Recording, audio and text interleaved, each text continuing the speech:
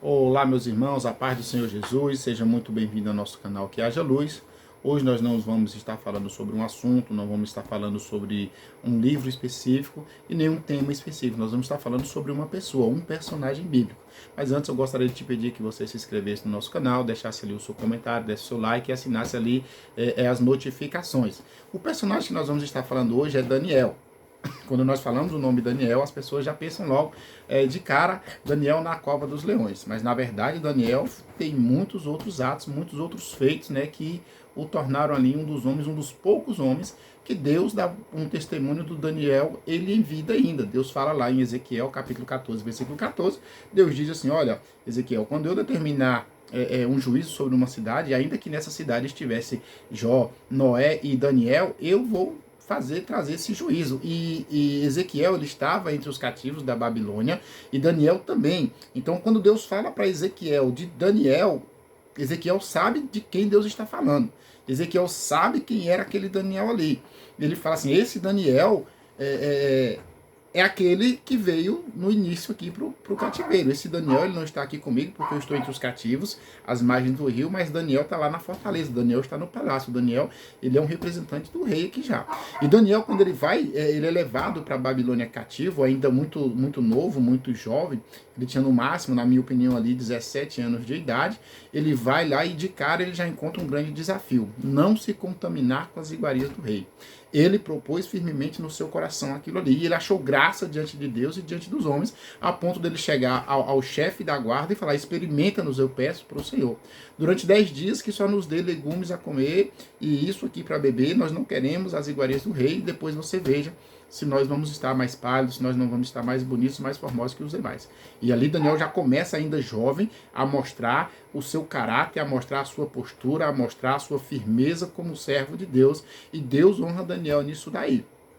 E quando Nabucodonosor vai experimentar, a Bíblia Sagrada diz que ele achou em Daniel, Sadraque, Mesaque e Abednego muito mais sabedoria do que em qualquer outro, da Babilônia ou de qualquer outro reino que ele tinha conquistado, que ele tinha dominado. Tem uma questão sobre Daniel, que às vezes algumas pessoas ficam pensativas, né? Na imagem que Nabucodonosor manda construir, na estátua que ele manda construir, manda todo mundo se prostrar, a Bíblia Sagrada só fala sobre Sadraque, Mesaque e Abednego, né? O Ananias, Azarias e Misael, e não fala sobre Daniel. Onde estava Daniel? Será que Daniel se prostrou? Daniel não se prostrou? Como é isso daí? Deixe o seu comentário, a sua opinião. Onde estava Daniel? Por que Daniel não é citado nessa passagem aí?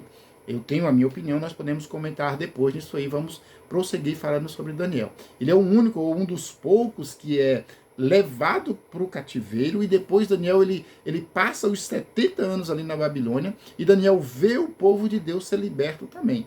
No capítulo 5 do livro de Daniel, quando o rei Belsazar ele vê aquela escrita na parede, ele pede para as pessoas interpretar e ninguém consegue interpretar, e ele chega para Daniel e fala assim, olha, se você interpretar isso aqui, hoje eu vou te tornar o terceiro mais poderoso. Ele estava falando, eu sou o segundo, mas você vai ser o terceiro. Tinha um mais poderoso que ele, tinha um que mandava mais que Belsazar ainda, o pai dele. Depois nós vamos fazer um outro vídeo falando dos tempos dos reis, quem conquistou, quem passou pela Babilônia ali, quem libertou o povo judeu da Babilônia ali.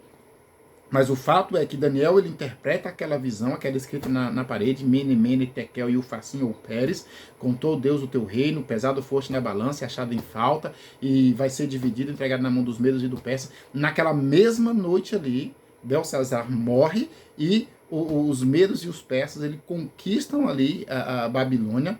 Eles conquistam a Babilônia, a Bíblia Sagrada nós vemos, embora não cite Ciro e Daniel, nós vemos que no primeiro ano dessa conquista, no primeiro ano do reinado de Ciro, ele liberta o povo ali. Tem algumas pessoas que acreditam, inclusive, que Daniel ou Esdras, eles chegaram até Ciro com um documento na mão e falaram assim, olha, você tem que libertar o povo de Deus, você tem que libertar os judeus. Então Daniel fez muitas coisas, não somente permaneceu firme diante dos leões, mas ele permaneceu firme diante de todas as dificuldades.